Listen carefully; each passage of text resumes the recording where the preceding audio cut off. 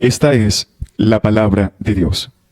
Cuando se acercaban a Jerusalén, junto a Betfagé y a Betania, frente al monte de los Olivos, Jesús envió 2 de sus discípulos y les dijo: Id a la aldea que está enfrente de vosotros, y luego que entréis en ella, hallaréis un pollino atado, en el cual ningún hombre ha montado.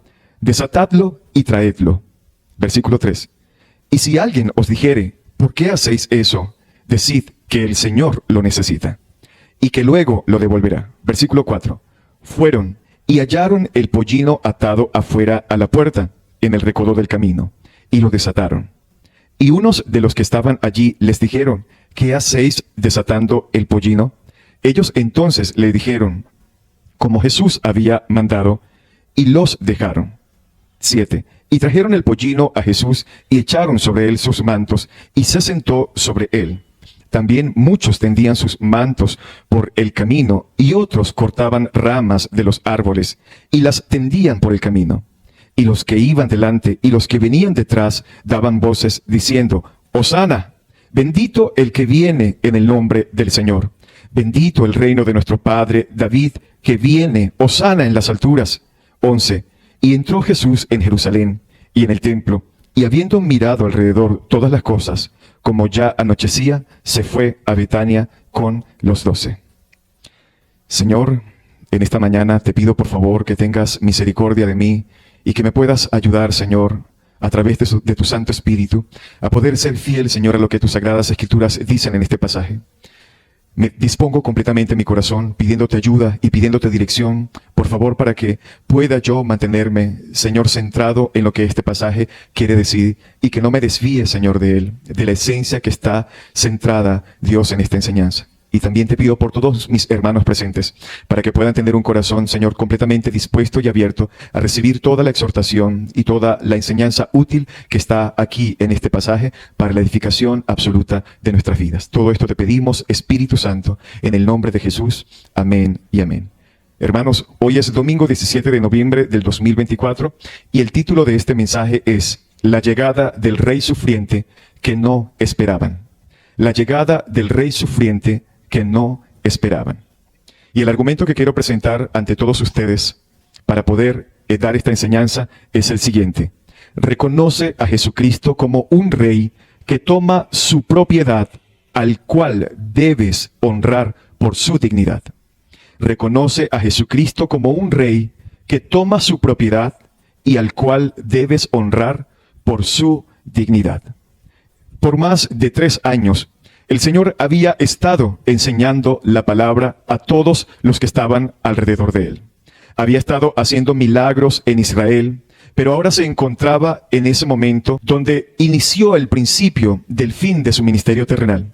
Su entrada en la ciudad de Jerusalén representaba el fin del ministerio terrenal de nuestro Señor Jesucristo. Ese famoso Domingo de Ramos, ese famoso domingo donde una multitud de personas, tanto detrás de él como delante de él, vinieron ovacionándolo, exclamando que él era el rey, que él era el Mesías esperado, el hijo de David, el Mesías tan esperado por todas las personas de aquel entonces. Ese famoso Domingo de Ramos habría de provocar una reacción en cadena que culminaría con su muerte en la cruz del Calvario durante la fiesta de la Pascua que se celebraba en Israel precisamente en esos días.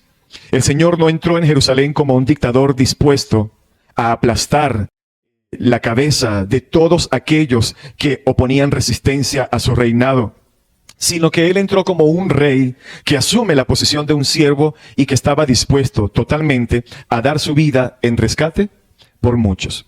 Sabemos que en el contexto judío, la mayoría de las personas que estaban allí esperaban a una especie de superhéroe con una capa y con una espada que rompiese las cadenas del yugo romano que tenía a esta nación completamente en cautiverio. No llegó a Jerusalén montando un esplendoroso caballo pura sangre. Usted sabe de esos esplendorosos, ni rodeado mucho menos de ejércitos que lo custodiaban, que estaban armados, sino que él llegó sencillamente montando un pollino de asna, es decir, en nuestro lenguaje, un pequeño burro insignificante que estaba atado en esas calles. Él llegó rodeado de esos discípulos torpes, de esos discípulos débiles, por los cuales nadie se atrevía a dar una moneda por cada uno de ellos. Él llegó rodeado de una gran multitud que lo aclamaba sin tener un claro entendimiento de la naturaleza del verdadero reino de nuestro Señor Jesucristo. Muchos de los gobernadores de aquel tiempo ciertamente llegaban con sus deseos de subirse en el trono, en el poder y mandar con mano dura en esos imperios.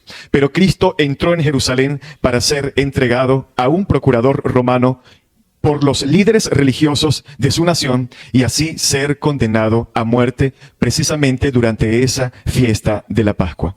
La fiesta de la Pascua donde los judíos sacrificaban miles de corderos cada año conforme a la ley mosaica, y que es necesario resaltar que estos corderos, queridos hermanos presentes, no tenían la capacidad de redimir los pecados de absolutamente nadie para con efectos redentores delante de los ojos de Dios.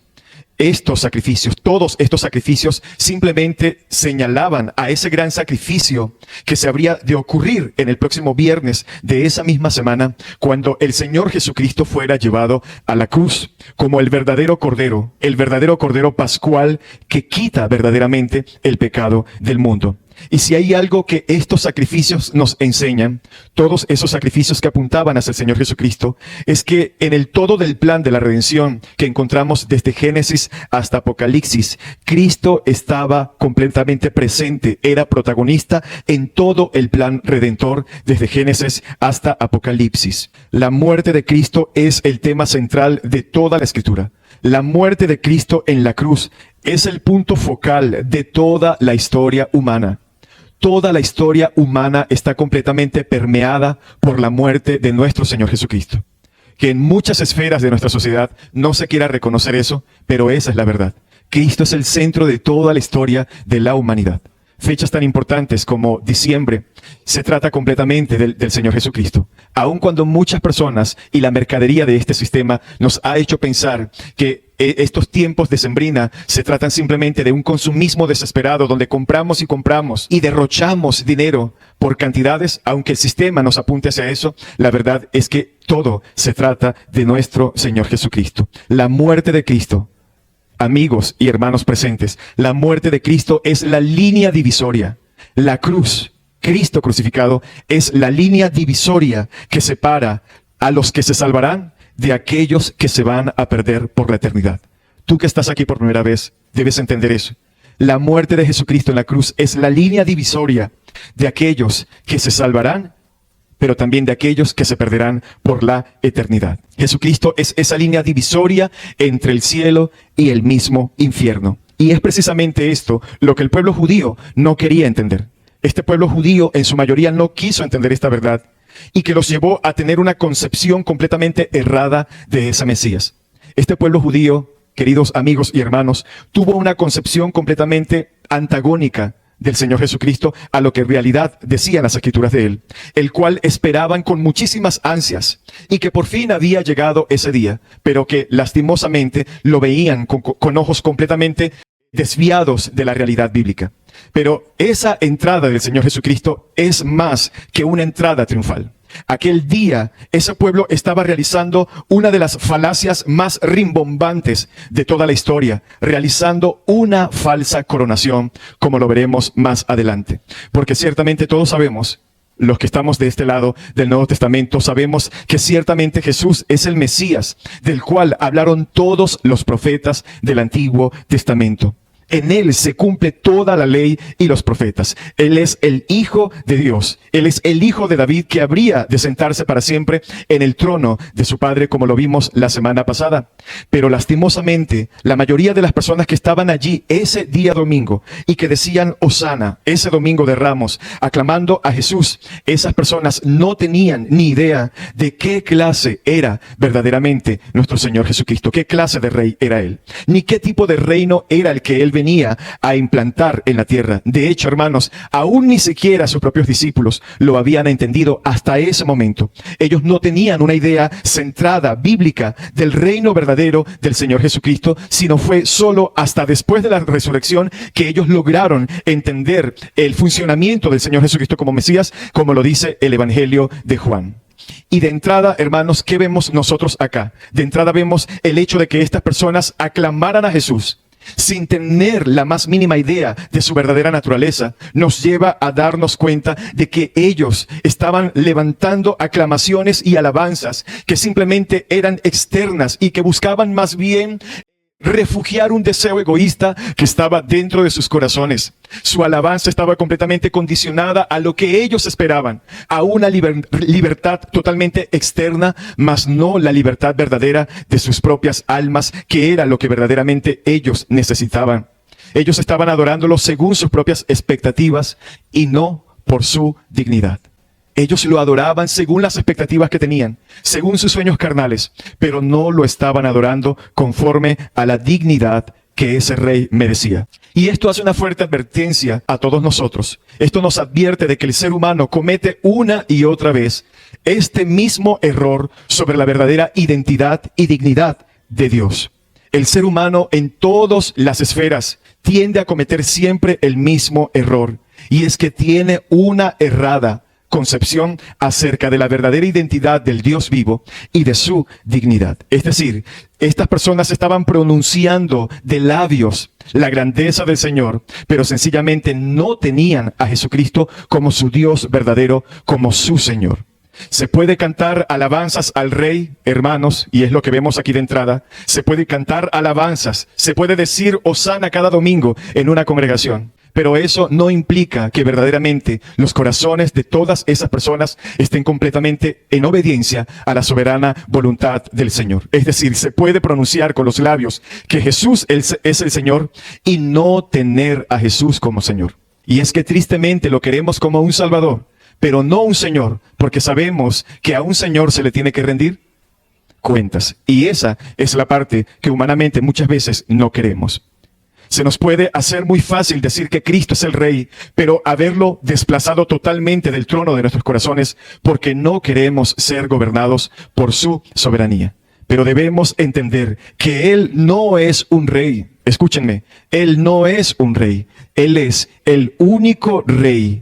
Y no solo, por cierto, del día domingo, sino de toda nuestra existencia. Y hoy vamos a dividir este pasaje en tres partes, en tres enunciados. Número 1, Jesucristo es el Rey realmente soberano.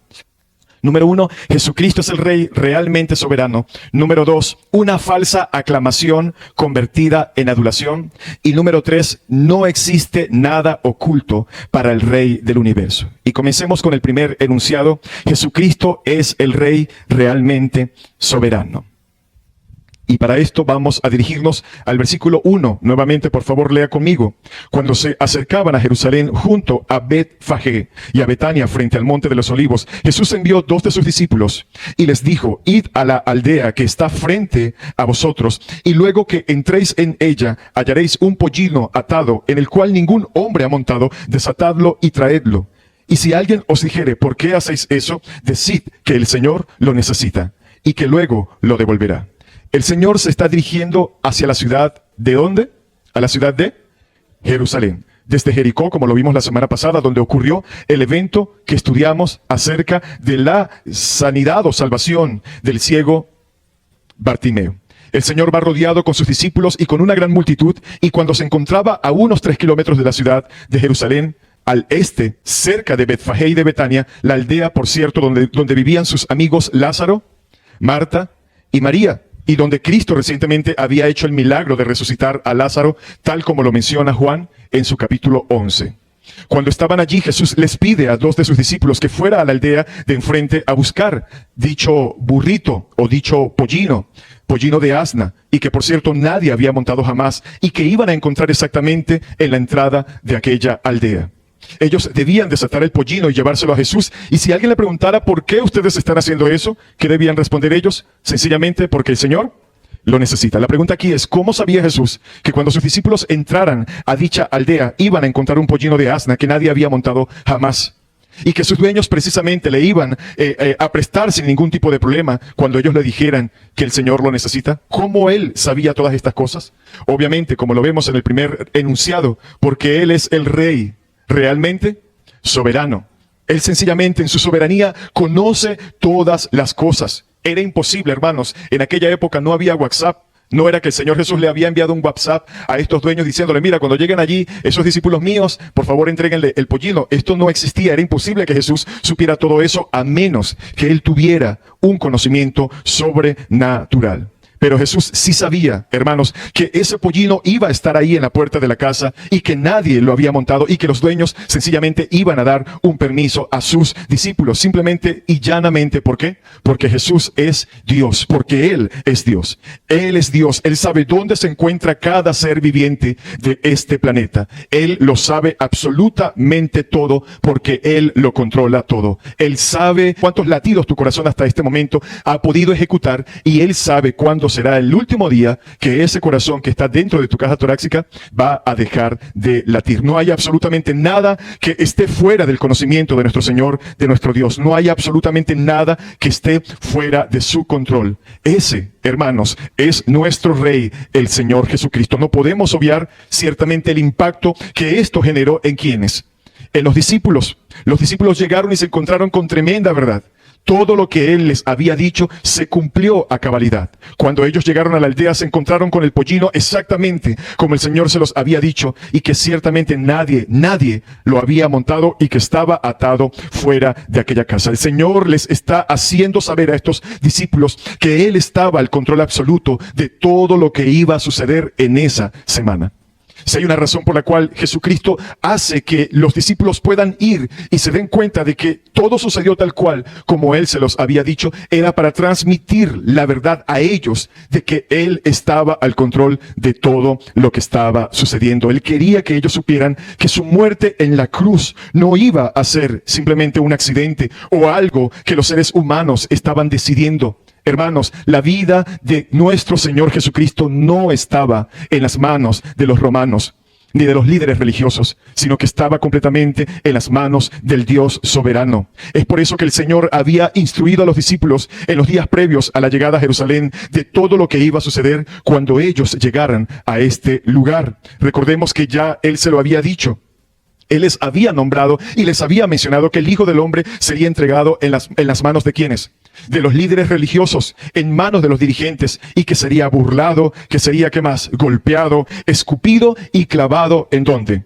En un madero, es decir, en la cruz. Él quería hacerles ver a sus discípulos que Dios lo había planeado todo, hasta el más mínimo detalle. El destino de Jesús, queridos presentes, hermanos y amigos, el destino del Señor Jesús no estaba en las manos de los líderes religiosos de Israel, no estaba en manos del gobierno de Roma. Sin saberlo, ellos estaban haciendo la voluntad de Dios. Más bien, estos hombres que lo crucificaron, estos hombres que fueron partícipes de la muerte del Señor Jesucristo, estaban haciendo la voluntad de Dios. Ellos estaban cumpliendo con el plan soberano y redentor de Dios para la salvación de los pecadores, de la historia redentora de todos los seres humanos. Hermanos, queridos presentes y amigos, Cristo no fue forzado a morir en la cruz. Él no fue forzado a morir en la cruz. Él lo hizo voluntariamente y lo hizo por amor a todos nosotros. Lo hizo por amor a ti que estás hoy por primera vez en este lugar y por todos nosotros que de la misma manera estamos en la misma categoría de pecadores y que ahora por gracia hemos sido salvados por Él. Recordemos lo que dice Juan en el capítulo 10, versículo 17. Por favor, puede verificarlo conmigo. Como el Señor les dice a los judíos, versículo 17, Juan 10, 17. Por eso me ama el Padre. Porque yo pongo, véalo allí, porque yo pongo mi vida. ¿Quién está poniendo su vida? ¿Quién está colocando su vida? El Señor Jesús, Él mismo. Porque yo pongo mi vida para volverla a tomar. Nadie, versículo 18, me la quita. Nadie me la quita, sino que yo de mí mismo la pongo. Tengo poder para ponerla y tengo poder para volverla a tomar. Este mandamiento recibí de mi Padre. El Rey soberano fue llevado a la cruz porque Él quiso ser llevado a la cruz. Porque en nuestra vileza y en nuestra condición caída, nosotros no podíamos hacer absolutamente nada para podernos salvar a nosotros mismos. Y de eso se trata su santo evangelio. Fue llevado a la cruz para dar su vida por todos nosotros. Ahora la pregunta es, ¿y por qué tenía que entrar Jesús en Jerusalén, montado precisamente en un pollino? ¿Por qué no entró en la ciudad caminando como lo había hecho varias veces en otros lugares durante su ministerio terrenal? ¿O por qué no entró en Jerusalén montando un corcel esplendoroso, en un caballo imponente pura sangre como era típico de los reyes en aquellos días? Veamos por favor el versículo 3. Y si alguien os dijere, ¿por qué hacéis eso? Decid que el Señor lo necesita y que luego lo devolverá. Y de paso, hermanos, una vez más Jesús está evidenciando aquí su completa omnisciencia. Él sabía quiénes eran los dueños y él sabía cuál era la condición del corazón de esos dueños, cuál era la condición del corazón de esa gente. Y el decirle que el Señor lo necesitaba iba a ser suficiente para que los discípulos sencillamente se lo llevaran. Y la verdad es que este mandado, hermanos, si lo analizamos, este mandado o esta encomienda que el Señor le da a sus discípulos no era del todo agradable desde la perspectiva humana, desde la perspectiva social, desde la conducta humana. El hecho de que ellos llegaran a ese lugar a tomar ese burro, así porque sí, era algo que no era completamente aceptable desde la conducta humana. A la verdad es que este mandato hacia los discípulos sencillamente era un reto para ellos. El tomar algo que no pertenece o que no les pertenecía, tomarlo así de la nada, no era algo tan fácil, no era nada fácil. Y de paso, siendo creyentes, imagínense, siendo discípulos de Cristo, llegar allí a agarrar ese burro así, de buenas a primeras, era una mala impresión y era pues algo obvio. Por donde quiera que lo veamos, es algo que sencillamente para los discípulos era incómodo. Sin embargo, ¿qué hicieron ellos? Ellos obedecieron. Y ciertamente los dueños van a reaccionar cuando desaten al pollino. Ciertamente iban a reaccionar. Pero díganles, fueron las palabras del Señor Jesús, díganle que el Señor lo necesita. Ajá, y probablemente esos dueños le iban a preguntar, ¿y lo necesita para qué? A ver, ¿para qué? Tal vez los discípulos pensaron eso. Tal vez nos pregunten, ¿para qué lo necesitamos? Bueno, aunque Marcos ciertamente no nos responde esta pregunta, veamos que Mateo sí lo hace de forma paralela. En el capítulo 21, versículo 4, por favor, verifique conmigo. De manera paralela, Mateo sí nos habla acerca de esta característica que vemos acá. Que todo esto aconteció para que se cumpliese lo dicho por el profeta, refiriéndose a una profecía que se encontraba en el Antiguo Testamento, en el capítulo 9, versículo 9 del profeta Zacarías. Es decir, Mateo lo refiere, pero Mateo refiere ¿a quién? A la cita del Antiguo Testamento que está en el libro de Zacarías, capítulo 9, versículo 9. Dice, alégrate mucho, hija de Sión, da voces de júbilo, hija de Jerusalén. He aquí tu rey vendrá a ti, justo y salvador. Pero ve allí la característica, humilde y cabalgando sobre un asno, sobre un pollino, hijo de asna. Esto fue profetizado, queridos hermanos, unos 500 años antes del nacimiento de Jesús, para que fuera más que evidente que Él era el verdadero Mesías. ¿Sí lo está viendo? El Señor se había encargado de hacerle saber a su pueblo que su Salvador no llegaría a Jerusalén montando un corcel como era costumbre de los reyes, sino que él llegaría simplemente montando ¿a quién? A un pollino. Y si lo vemos de manera humana, la costumbre que esta gente tenía era ver esa caravana espectacular, esplendorosa de reyes, emperadores llegando completamente rodeado de lujos, de trompetas y de reconocimientos. Pero comparado a eso, el hecho de que un hombre llegara montado en un burrito era algo que, de manera visible ante los ojos de cualquier ser humano, era un acto ridículo, por decirlo de alguna forma. Era algo que más bien iba a generar risa, que iba a generar algún tipo de conducta o de pensamiento sobreadaptado a lo que se decía por las bocas de las personas que estaban allí, que lo llamaban el rey. Él no llegó montando un caballo imponente para aplastar el imperio romano. No, él iba a llegar en un pollino de asna, asumiendo la postura humilde de un siervo. El creador y dueño de todas las cosas decide venir de la forma más informal y menos esperada. Y es que el Señor Jesucristo sabe a qué había venido y Él no necesitaba impresionar absolutamente a nadie. Y aunque esto fue así para aquel entonces, aunque Él llegó en aquel entonces en un burrito, simplemente en un pollino de asna, no podemos pensar que para su segunda venida será igual. Que nadie se equivoque en este lugar. No nos equivoquemos, porque ciertamente, aunque en esta entrada a Jerusalén, rumbo a la cruz, Él llegó de esta manera tan informal, quiero decirles a todos los que están presentes en este lugar, que no será así en su segunda esplendorosa y gran venida. Queridos presentes, Cristo vuelve y vendrá y es una realidad. Él volverá por segunda vez. Y cuando Él vuelva, ya no vendrá montado sobre un pollino. Dice Apocalipsis 19, Versículo 11, que Él vendrá montado en un caballo blanco para aplastar toda rebelión y poner a todos sus enemigos por estrado de sus pies. Pero aquel domingo de Ramos, Él no llegó a Jerusalén a subirse en un trono. Él entró para subirse ¿en dónde? En la cruz. Él no llegó para montarse en un trono. Él iba dispuesto a montarse en esa cruz. Ese es nuestro Rey. Tu Rey viene a ti manso y humilde cabalgando, dice Zacarías, sobre un pollino, no para aplastar a sus enemigos, sino para redimir a muchos de ellos por medio de su muerte. ¿En dónde? En la cruz. Un Rey realmente soberano que tiene el control perfecto sobre absolutamente todas las cosas. Él decidió, queridos hermanos, ponerse a merced de sus criaturas rebeldes, de sus propias criaturas rebeldes, para vencer aún en debilidad. Cristo venció en debilidad. Él es el Rey de reyes y dueño absoluto de todo el universo, pero Él no vino al mundo rodeado de riquezas. Él no vino al mundo rodeado de esplendorosas caravanas ni corceles que auspiciaban su venida. Simplemente vino en completa humildad. Varias veces Jesús tuvo que cruzar el mar de Galilea en una barca, pero en una barca que era prestada. Él entró en Jerusalén en un pollino que también fue ¿qué? También fue prestado. Y después que murió en una cruz, que por cierto no estaba reservada para él, sino ¿para quién? Para Barrabás, tuvo que ser enterrado en un sepulcro que también fue prestado.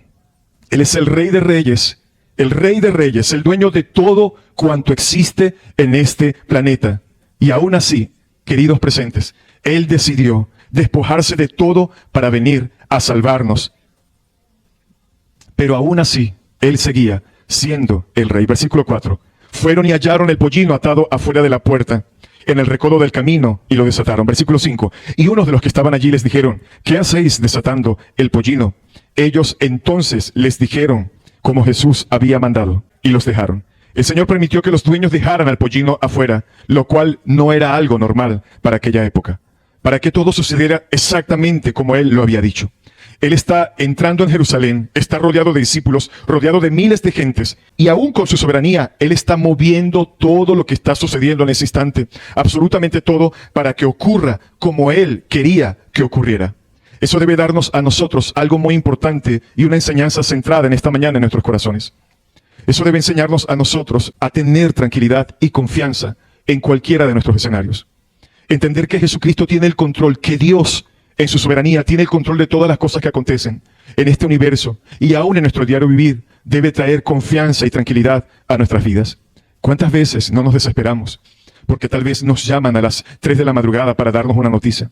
¿Cuántas veces no nos descontrolamos y entramos en pánico por el simple hecho de que se nos da un diagnóstico que tal vez no era el que esperábamos aquel día después de habernos hecho ese acostumbrado examen anual para revisar cómo está nuestra salud?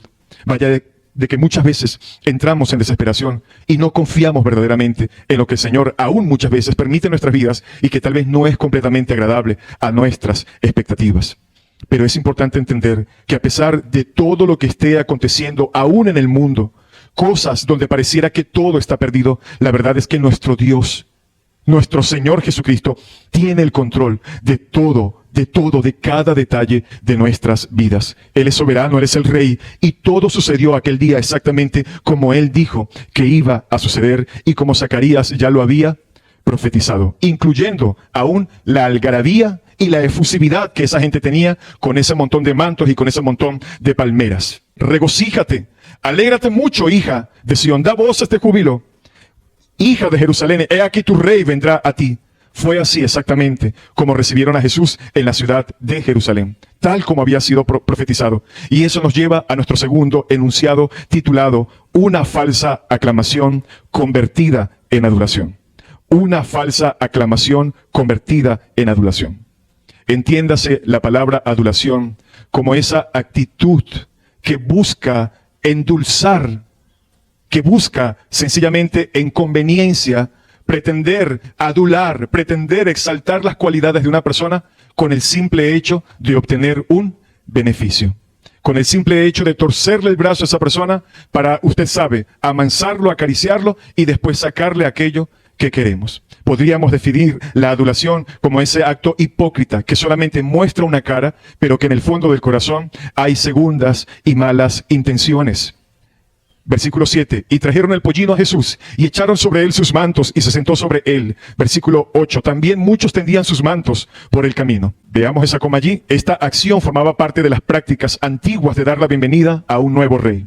Y otros cortaban, ¿qué? Ramas de los árboles, ramas de palmeras que representaban gozo y salvación, que ilustraba triunfo o tributo hacia el futuro glorioso. Y que dice, y las tendían ¿por dónde?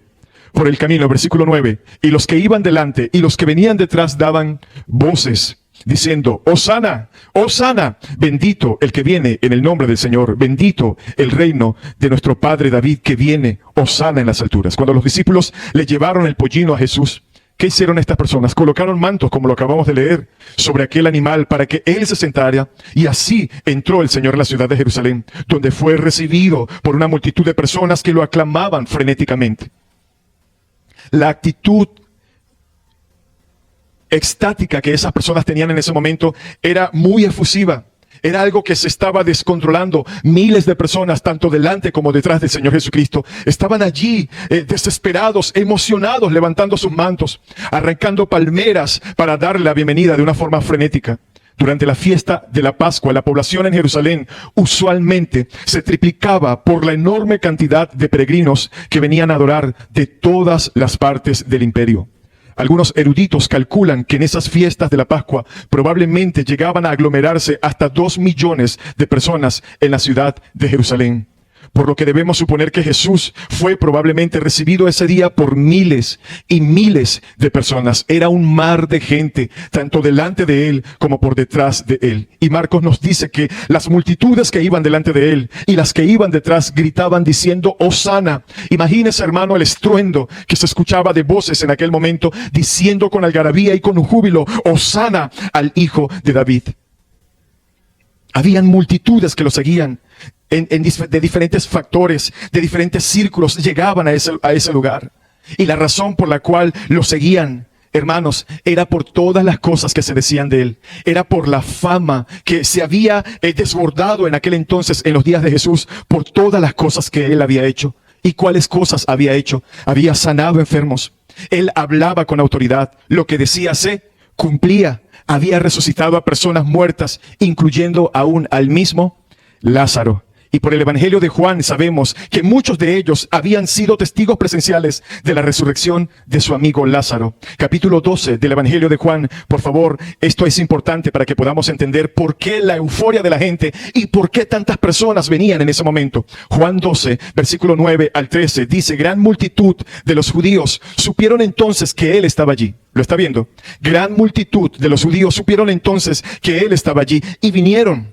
No solamente por causa de Jesús, sino también para ver a Lázaro, a quien había resucitado de los muertos. Es decir, la curiosidad no faltaba en ese círculo de personas. Recordemos que Jesús viene desde Jericó, aparentemente se detiene en casa de Marta, de María y de Lázaro, en la ciudad de Betania, a 3 kilómetros de la ciudad de Jerusalén. Desde allí fue que envió a 2 de sus discípulos a buscar al pollino. Y ahora Juan completa la historia, versículo 9, que dice, gran multitud de los judíos supieron entonces que él estaba allí y vinieron. No solamente por causa de Jesús, sino también para ver a quién, a Lázaro, a quien había resucitado de los muertos. Pero los principales sacerdotes, ¿qué hicieron? Acordaron dar muerte también a Lázaro. Versículo 11, porque a causa de él muchos de los judíos se apartaban y creían en Jesús. Versículo 12, el siguiente día, véalo allí, grandes multitudes que habían venido a la fiesta al oír que Jesús venía a Jerusalén, tomaron ramas, léalo, ramas de palmera y salieron a recibirle y clamaban, Hosana, bendito el que viene en el nombre del Señor, el Rey de Israel. Así que toda esa gente, hermanos, que estaba en casa de Marta y María, curiosos, querían ver a Lázaro resucitado, a Lázaro vivo. Ahora esta masa de personas venían junto con Jesús también. Y ya de alguna manera se habían adelantado y estaban en la ciudad de Jerusalén. Y cuando lo vieron venir, comenzaron a gritar eufóricos con gran emoción. Esta gente estaba literalmente histérica por la llegada del Señor Jesucristo. Cientos de años esperando al Mesías. Y ahora por fin lo ven entrando por las calles de Jerusalén. Marcos dice que muchos tendieron sus mantos en el camino, otros tendieron ramos que habían cortado en los campos para dar la bienvenida, como era típico para recibir a un rey en esos días. En Segunda de Reyes 9:13 vemos que Jehú, el rey, fue recibido exactamente como Jesús fue recibido. Ese texto dice de que lo recibieron con mantos, que tendían mantos delante de él. Eso era típico, hermanos, en aquellos días. Y al mismo tiempo gritaban, Hosana, Hosana, Hosana. Esa expresión Hosana, ¿qué significa? Pastor, significa salva ahora. Sálvanos ahora. Es lo que esta expresión significa y que servía al mismo tiempo como una aclamación de bienvenida. En ese momento esa multitud no tenía duda de que Jesús era el gran libertador prometido. Esta gente no tenía esa duda. Ellos creían que Jesús era el gran Salvador prometido, el libertador que los profetas habían anunciado en el Antiguo Testamento. Bendito el que viene en el nombre de ¿quién? Del Señor. Una cita del Salmo 118:26. Pueden verificarlo, que el pueblo de Israel cantaba durante la Pascua. Por cientos y cientos de años, ellos habían citado el Salmo 118 y habían cantado, bendito el que viene en el nombre del Señor.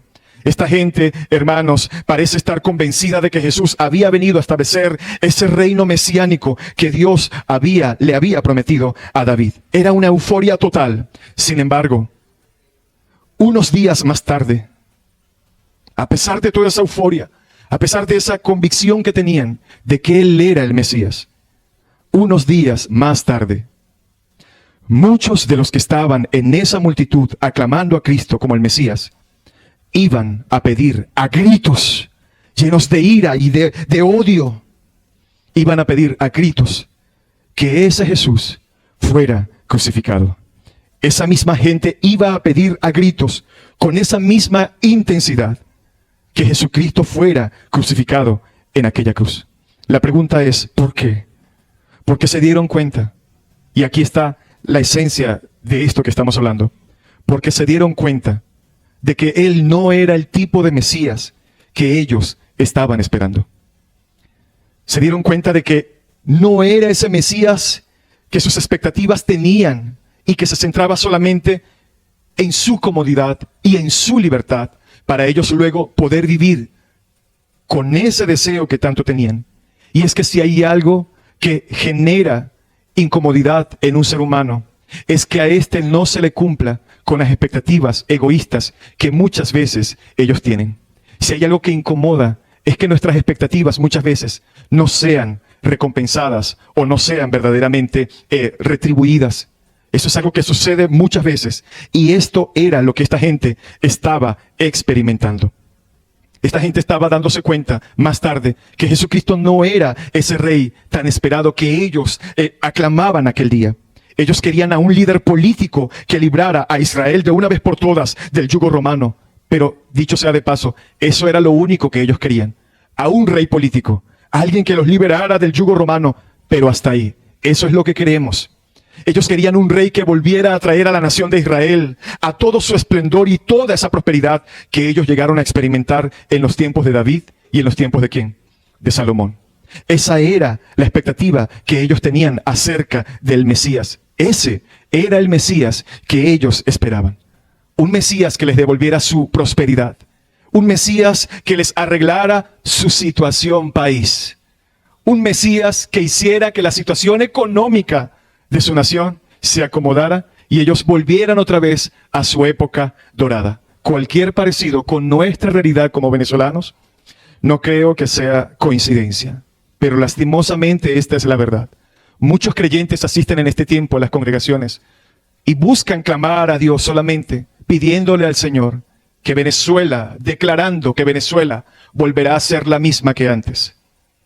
Enfocándose solamente en eso. Y aunque no hay nada de malo que nosotros deseemos eso, hermanos, la verdad es que muchas veces la mayoría de los enfoques en las congregaciones están destinadas a la recuperación de una posición económica en la vida de una persona, a la restauración de un matrimonio, a la recuperación de la salud de un individuo, pero no está enfocada verdaderamente en dar la gloria al que vive y reina por los siglos de los siglos, y es algo de lo cual nosotros debemos cuidarnos.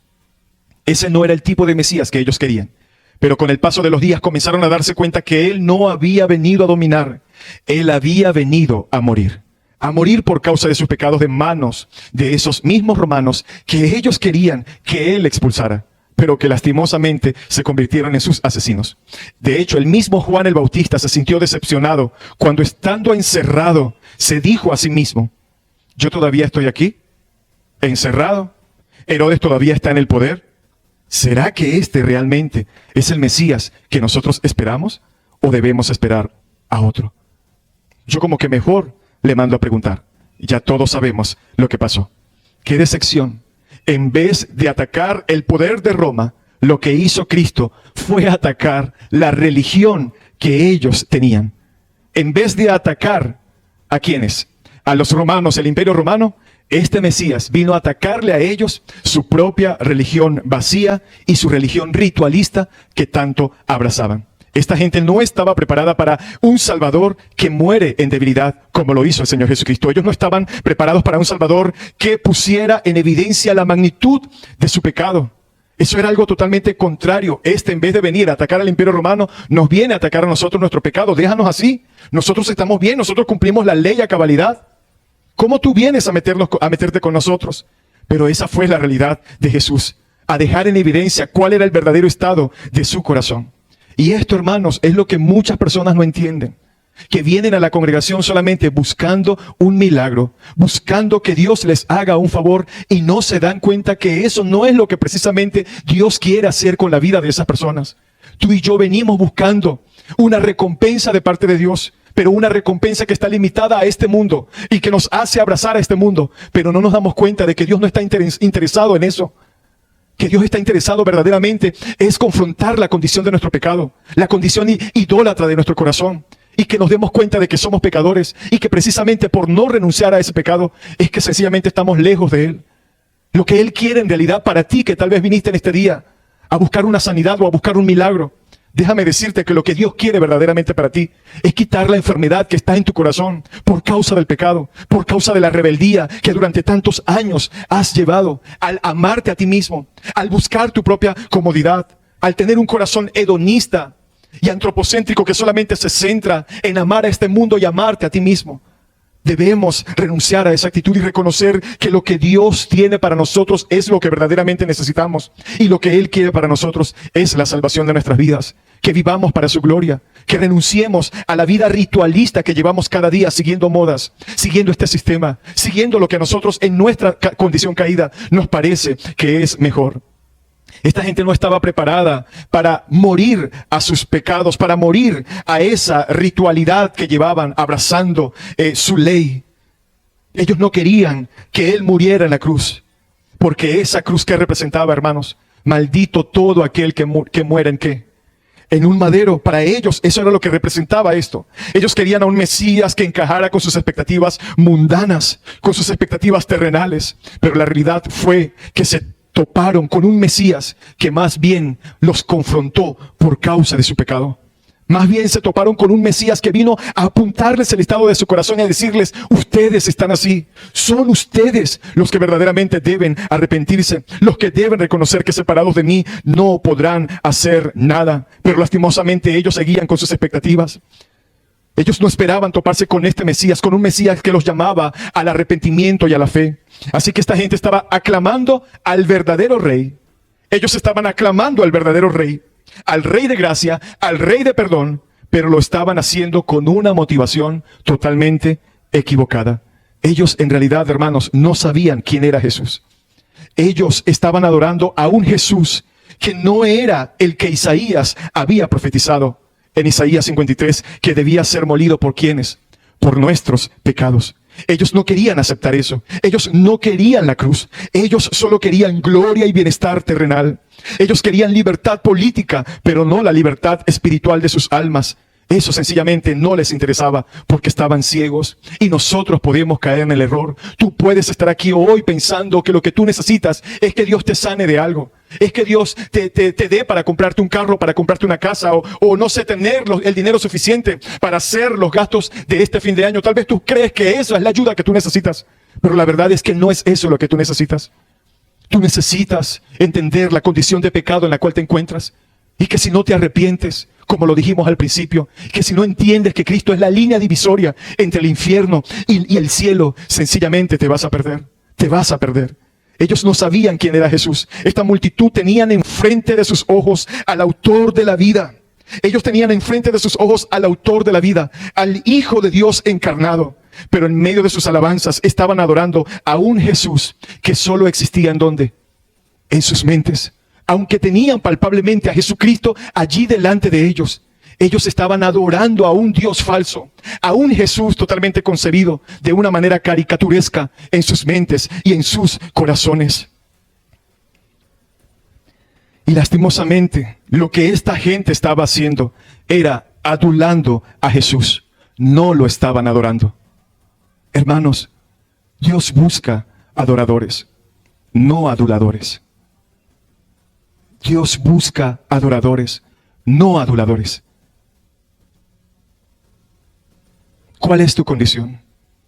¿Eres verdaderamente un adorador o eres un adulador que viene todos los domingos a este lugar a decir algo por tu boca, por tus labios, pero que sencillamente no es la realidad de lo que verdaderamente está en tu corazón?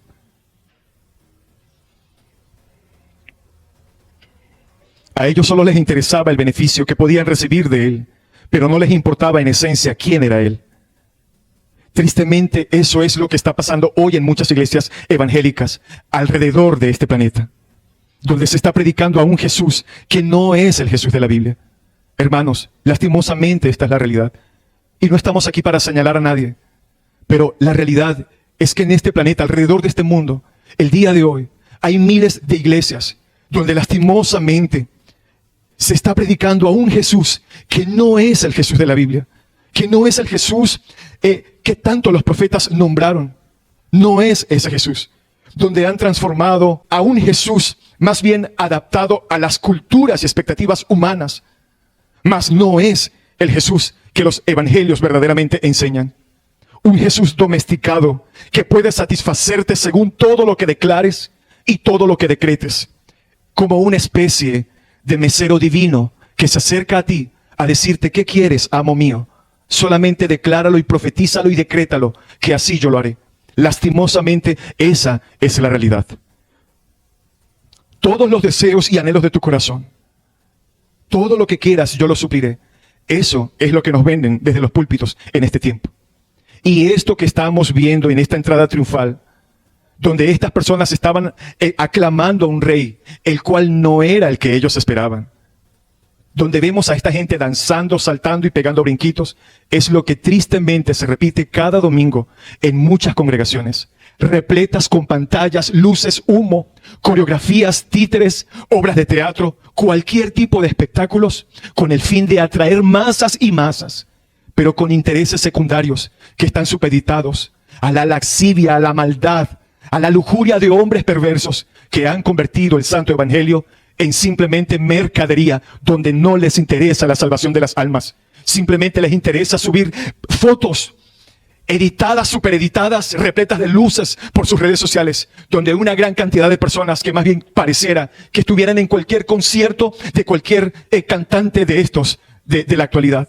Eso es lo que lastimosamente se está buscando en este tiempo, creando adeptos, personas que siguen detrás de un Jesucristo que no es el Jesús bíblico. Lastimosamente, esta es la verdad. ¿Y qué nos dicen detrás de los púlpitos? Ven a Cristo y tendrás una vida próspera. Y tal vez muchos de nosotros a veces cometemos el error de hacer eso cuando invitamos a una persona a la congregación. Si tú estás aquí porque alguien te dijo: mira, acompáñame a la congregación, porque si vas a la congregación, mira, tus problemas se te van a acabar. Déjame decirte que esa persona que te dijo eso te engañó y te mintió, porque eso es una absoluta mentira. Eso es una mentira. Y aunque si bien es verdad que el Señor en su misericordia hace ciertas cosas en nosotros a favor de sus hijos, esa no es la razón por la cual tú estás el día de hoy acá escuchando estas palabras. Tu alma necesita ser sacada y arrancada del mismo infierno donde las llamas arden. Y que abrazan esa alma y que se mueven de un lado a otro porque quieren que tu alma permanezca en ese lugar por la eternidad. Esa es la verdad. Tú estás hoy aquí porque Dios, en su soberanía y en su plan redentor, ha permitido que tú escuches este evangelio. para que el Espíritu Santo glorioso pueda traer convencimiento a tu corazón y te des cuenta de que debes venir a Cristo arrepentido, reconociendo la necesidad de un Salvador divino. Serás una persona plena y feliz. Ven a Cristo para que puedas disfrutar de una mejor vida aquí y ahora, tu mejor temporada. Estarás danzando en cada temporada. Solamente ven y busca a Cristo para que estés danzando en cada temporada. Pero lastimosamente eso es un Jesús fabricado en sus propias mentes caídas. Y estas personas van con toda sinceridad. Tal vez usted me podrá decir, ay pastor, pero es que esa gente va con toda sinceridad. Pero la verdad es que están sinceramente engañados, adulando a un Cristo que solo existe en su imaginación, tal cual como esta gente lo estaba haciendo en esa entrada triunfal. Para los que están aquí hoy por primera vez, o que tal vez vienen llegando de otras congregaciones, deben entender algo. Cristo no es esa clase de rey.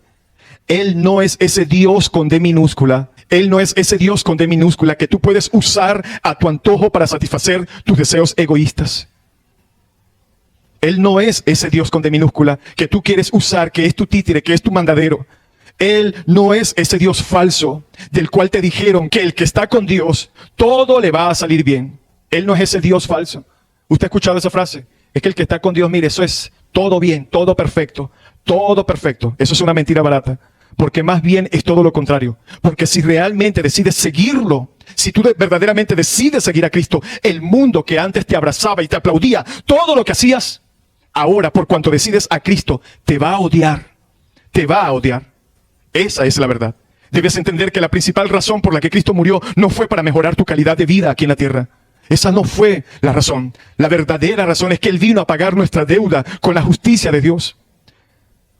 Él vino a pagar esa deuda. Él vino para librar nuestra alma de la esclavitud del pecado y transformar nuestros corazones egocéntricos en corazones amantes de Él, en corazones humildes que dan toda la gloria a Él. A eso fue que vino Cristo. Él vino a presentarnos su evangelio, su santo evangelio. ¿Y qué es el evangelio?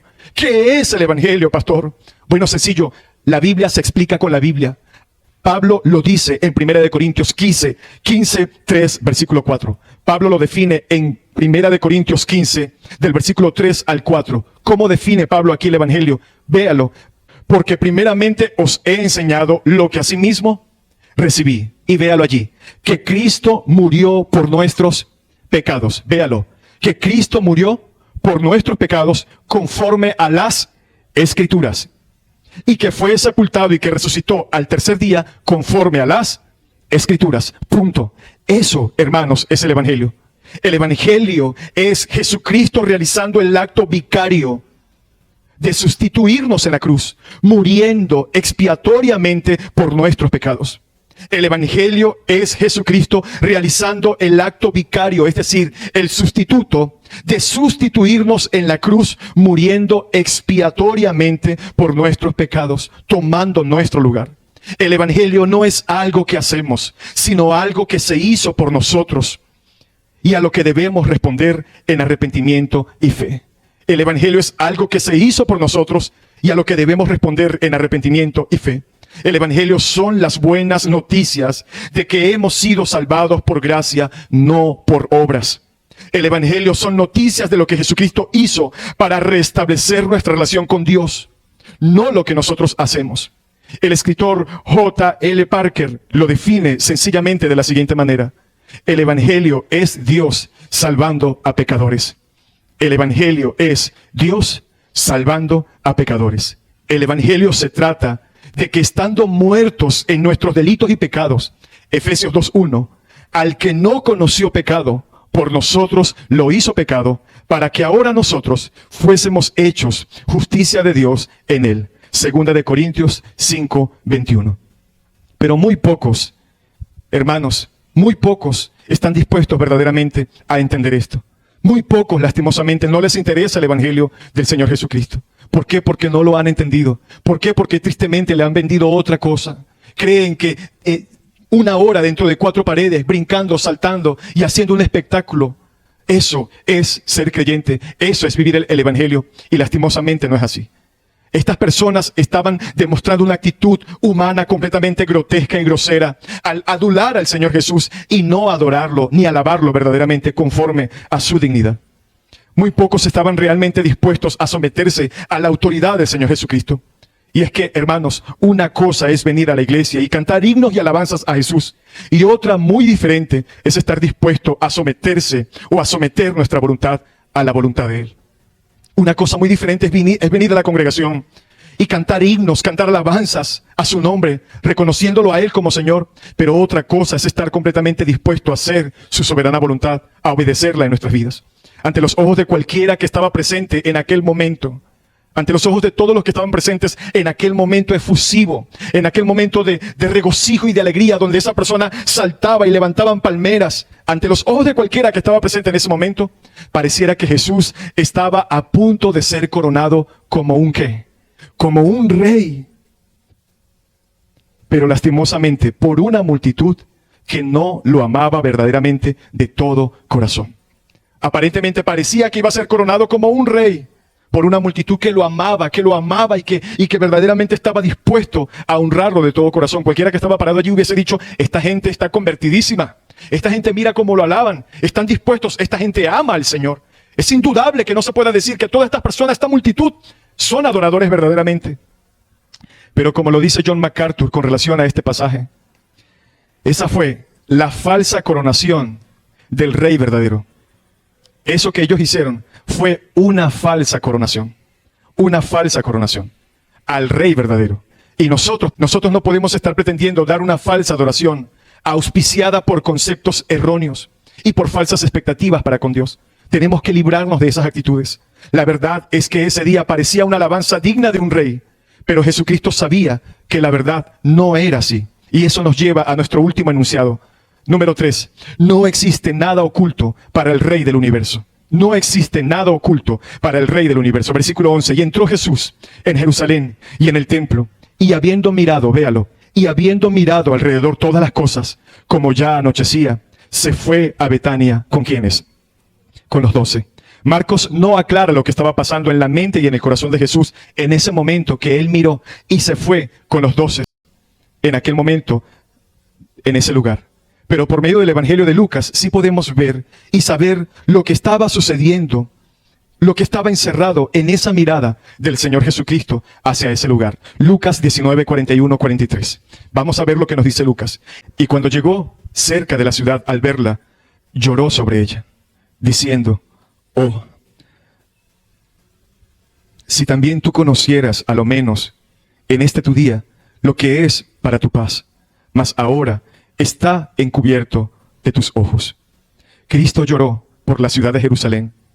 Y la palabra griega que se usa allí da la idea de que él comenzó a sollozar audiblemente por la religión vacía y ritualista de ese pueblo que ese día solamente lo aclamaba con palmeras y que gritaba con una efusividad. Cristo lloró por la incredulidad que esa gente tenía en el corazón. Porque la verdad es que por fuera lo adoraban y lo exaltaban, pero su corazón estaba completamente endurecido y lleno de incredulidad. A pesar de sus aclamaciones, esa gente tenía el corazón como una piedra. Y esta es la razón por la cual el Señor Jesús llega a esta condición de aún llorar por el estado del corazón de estas personas. A pesar de la alabanza que esta gente pronunciaba con sus labios, tenían el corazón duro como un pedernal, y Cristo sabía esa condición. Cristo lloró por toda esa gente que unos pocos días más tarde iban a pedirle a un procurador romano a gritos que fuera crucificado. Él lloró por eso, por la falsedad de estas personas, por causa de cómo el pecado había tomado ventaja y había invadido el corazón de los seres humanos, y cómo ellos habían llegado a esa actitud indolente y descarada de preferir su orgullo, su pecado y su mundo antes que verdaderamente rendirse a la soberana voluntad de aquel Rey de Reyes que estaba delante de sus ojos. Hermanos, y es como si en ese momento en el que el Señor Jesucristo estaba allí en medio de todas esas personas, es como si en ese momento todo se hubiese puesto en cámara lenta, y Jesucristo, mientras que esa gente gritaba delante de él y mostraban una cara y se alegraban y levantaban mantos y levantaban palmeras, es como si en cámara lenta él los veía y veía verdaderamente el estado de su corazón, lo que en realidad, la mentira que había en sus corazones. Hermanos, y eso puede ocurrir con nosotros. Eso puede suceder fácilmente con nosotros. Y quiero ser más directo y real. Eso sucede con nosotros. La verdad es que eso sucede con nosotros. Eso sucede con nosotros. Cristo lloró por esa situación. En medio de la euforia de esa gente danzando y levantando las manos, Él sabía lo que en realidad había en sus corazones. ¿Por qué? Porque como lo dice este tercer encabezado, no existe nada oculto para el Rey del universo. Él sabía que todos esos que danzaban y levantaban las palmas y arrojaban sus mantos, dentro de sus corazones, dentro de esa gente, había una rebeldía total a la obediencia a su palabra. Él lloró por las terribles consecuencias que vendrían sobre Israel por haber rechazado a ese rey.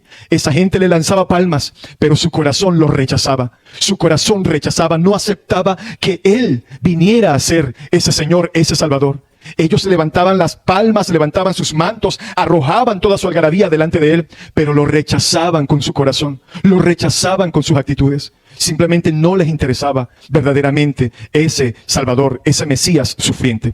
Dice el versículo 43 de Lucas 19, porque vendrán días sobre ti, y ve aquí por favor el cumplimiento de esto, porque vendrán días sobre ti, cuando tus enemigos te rodearán con vallado, y te sitiarán, y por todas partes te estrecharán. Versículo 44, y te derribarán a tierra y a tus hijos dentro de ti, y no dejarán en ti piedra sobre piedra, por cuanto no conociste el tiempo de tu visitación. Unos 40 años más tarde, y escucha esto, y esto usted lo puede comprobar históricamente, esto se puede comprobar históricamente, y aún geográficamente se puede comprobar. Después de él decir esta profecía, después de Jesucristo decir esta gran verdad, unos 40 años más tarde, el general Tito sitió la ciudad de Jerusalén precisamente durante la fiesta de la Pascua, cuando estaba llena de peregrinos, para que nadie pudiera entrar allí ni salir. Durante meses cortaron todo suministro para que la gente no tuviera nada, absolutamente nada que comer. A tal punto que dice el historiador Flavio Josefo, ¿se acuerda que ya lo hemos nombrado? Flavio Josefo registra que la gente cocinaba, escúcheme, cocinaba las correas y los calzados para comérselos de la desesperación que esta gente sentía.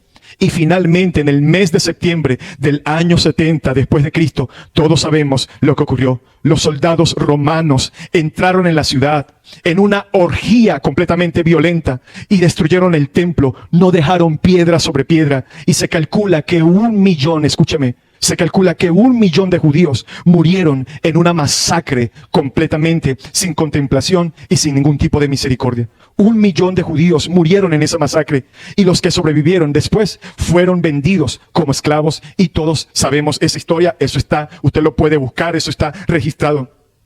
¿Qué nos enseña esto, hermanos? ¿Qué nos enseña esto a nosotros? Si Jesús viene advirtiendo a estas personas, si Jesús nos enseña, Marcos nos enseña con todas estas verdades, que Jesucristo es el Dios digno de ser recibido, de ser reconocido. Un Dios digno es el único por el cual nosotros podemos ser salvos. ¿Cómo nosotros pretendemos rechazarlo? ¿Cómo nosotros podemos cometer el grave error por sencillamente vivir 80, 90 años de placer? Porque déjame preguntarte, y discúlpame, y no es mi ánimo ofenderte, pero en tu mortalidad, ¿cuál es tu expectativa de vida? ¿Cuántos son los años que tú aspiras a vivir? En tu mortalidad, ¿cuántos son los años que tú aspiras a vivir? Amigo y hermano que estás en este lugar, ¿cuánto es lo máximo que tú vas a poder respirar y vivir en esta ciudad de Los Teques o hacia donde quiera que tú te vayas? 80 años, 90 años, 100 años, 120 años, como dice la palabra. ¿Quieres vivir esa cantidad? Felicitaciones, vaya, vívalos y revuélquese en el pecado y ame a este mundo y desee lo que todo este sistema le ofrece. Vaya, hágalo y rechace a Jesucristo. Pero yo le pregunto a usted, ¿eso lo podrás comparar con la eternidad que el Señor Jesucristo nos ofrece a través de su santo evangelio? Vale la pena, ciertamente, de que tú salgas por esa puerta y digas, hoy no me interesa lo que ese pastor haya dicho, yo me voy a comerme este mundo, perdóname. Al final es el mundo que termina comiéndote a ti. Su consumismo, sus modas, todo este sistema que está controlado por magnates, por gente que nosotros sencillamente no conocemos y que manipulan todas las cosas, todo el sistema. Tú terminas siendo sencillamente un títere de todas esas personas cuando decides amar a este mundo, creyéndote libre y diciendo, yo hago con mi vida lo que me da la gana, pero la verdad es que no haces con tu vida lo que a ti te da la gana. Contigo hacen esas personas lo que a ellos les da la gana. Este sistema, este mundo termina controlándote, porque esa es la verdad. Ser creyentes verdaderamente y abrazar su evangelio es ir en contra de todo este sistema. Es ir en contra de todo esto que pretende hundirnos, que pretende arrastrarnos como una ola fuerte que nos quiere llevar al mismo matadero, a donde miles y miles y millones de almas mueren y se pierden por la eternidad. Cristo nos hace un llamado en este día a arrepentirnos verdaderamente a todos, y no a los que están solamente hoy por primera vez, sino a todos los que estamos presentes, sin importar los años de evangelio que lleves, sin importar cuánta Biblia sepas. Necesitamos arrepentirnos y reconocer que Cristo es ese Rey sufriente que dio su vida en rescate por nuestras almas, y que no existe absolutamente ningún otro medio, no existe ni existirá ningún otro medio a través del cual podamos llegar a la eternidad. Y no solamente debemos reconocerlo por la eternidad que recibiremos, sino porque sencillamente Él es digno de ser alabado y de ser reconocido por encima de todas las cosas. Porque aún dentro del mismo infierno, todas las personas que están en ese lugar tendrán que reconocer la grandeza y la dignidad del Señor.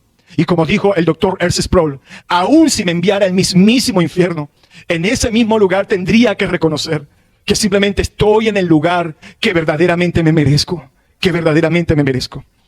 Y lo peor de eso, hermanos, de ese infierno, tal vez nos han dicho que es la ausencia de Dios, pero la verdad es que Dios llena absolutamente cualquier ápice de la existencia y de su creación. Como dijo un puritano, aún la realidad del mismo infierno es que Dios mismo estará presente, porque su presencia cubre, no hay nada que Dios no cubra en lo absoluto.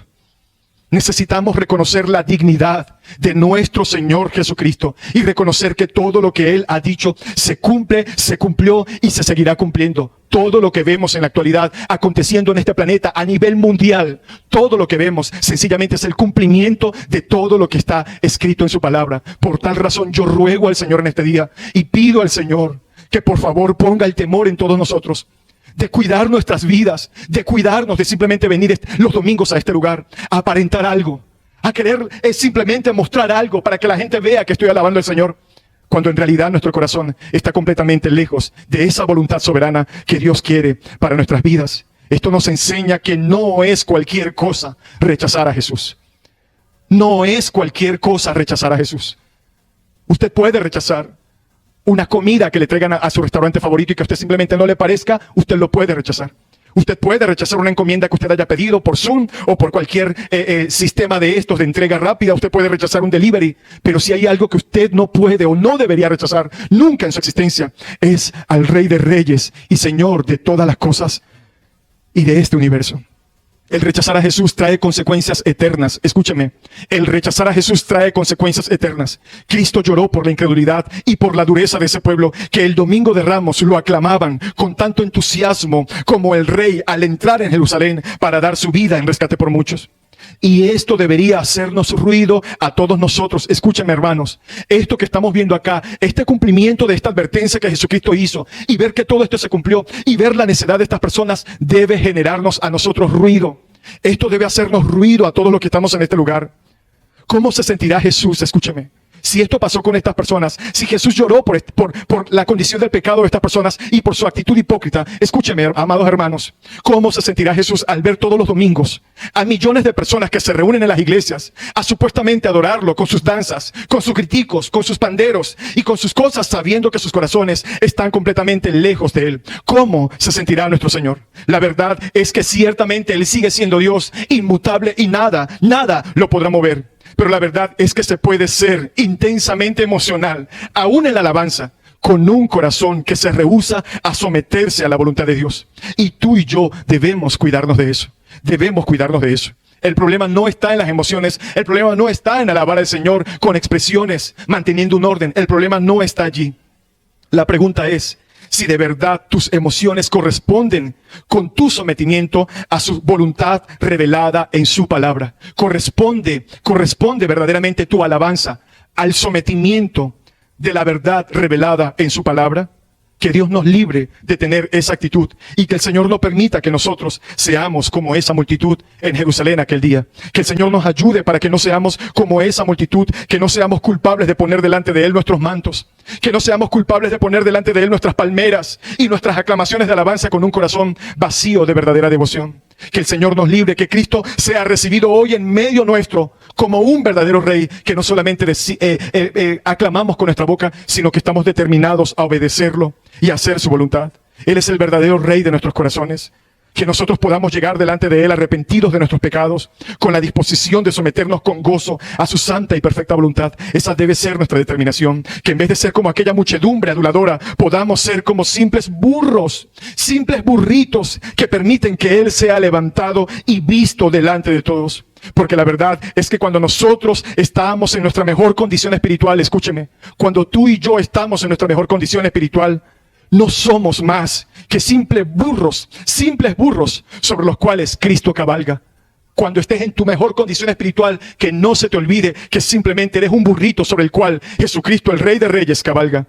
Mis hermanos, si hay algo que aprendemos de este pasaje, es que hay un Rey que es infinitamente soberano, que hay un Rey que es infinitamente mayor que tú y que yo, y que hay un reino que es 1000 veces superior a ese imperio personal que tú y yo muchas veces queremos imaginarnos y crearnos alrededor de nosotros. Así que, ay, hermanos, ay, porque algún día Él regresará en gloria.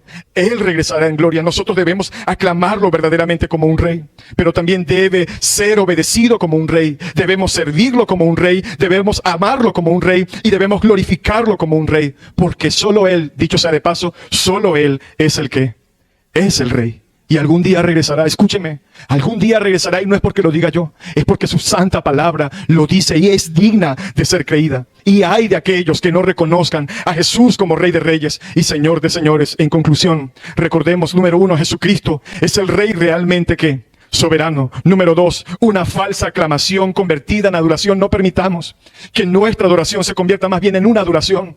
Recuerda que Dios busca adoradores, no adoradores. Número 3, no existe nada oculto para el Rey del Universo.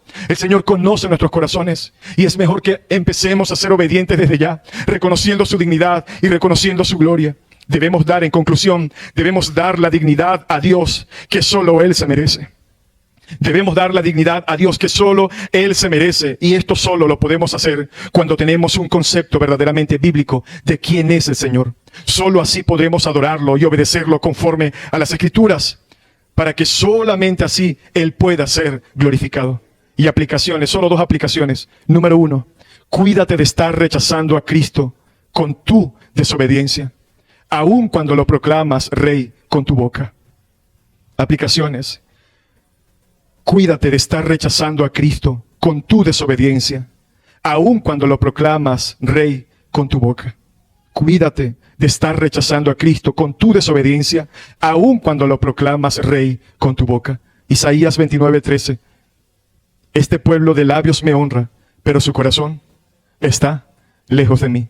Hermanos, cuidémonos de estas actitudes. Por favor, cuidemos nuestro corazón de este tipo de actitudes.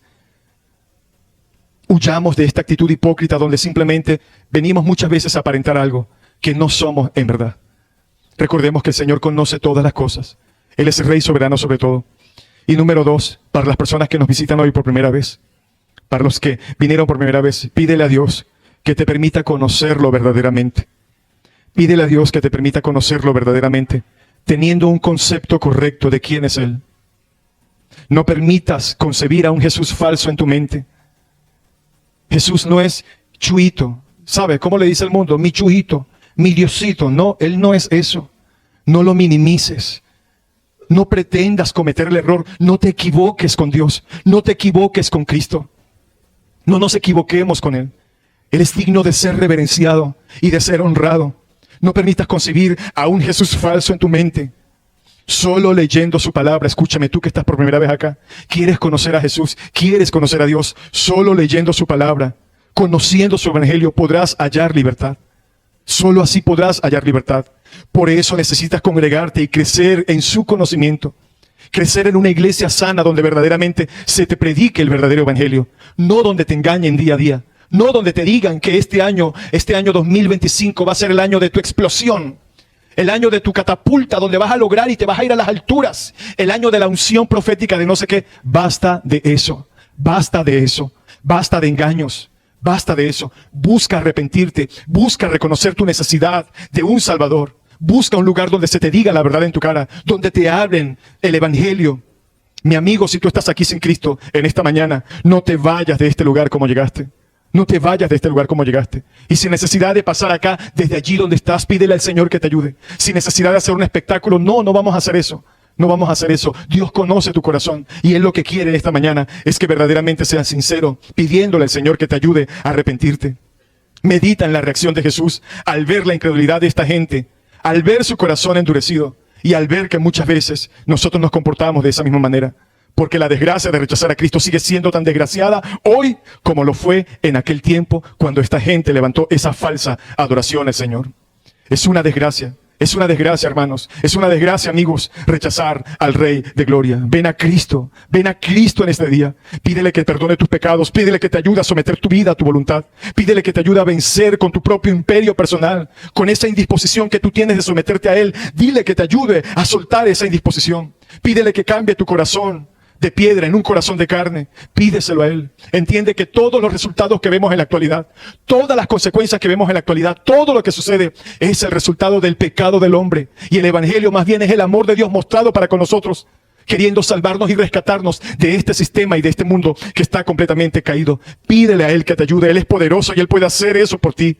Oh, hermanos, oh, iglesia aviva en esta mañana. Que el Señor nos permita verdaderamente entronar a Cristo en nuestros corazones y tenerlo verdaderamente como un Rey genuino en nuestras vidas. Y que nuestras vidas puedan tener coherencia. Que nuestra vida íntima, nuestra vida personal, nuestros pensamientos y nuestros corazones y nuestros frutos puedan ser verdaderamente coherentes con todas las alabanzas y todo lo que decimos al Señor a través de nuestra boca.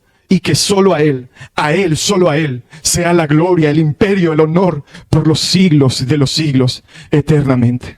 Oremos. Señor, te pedimos, por favor, ten misericordia de todos nosotros. Ten misericordia de todos nosotros.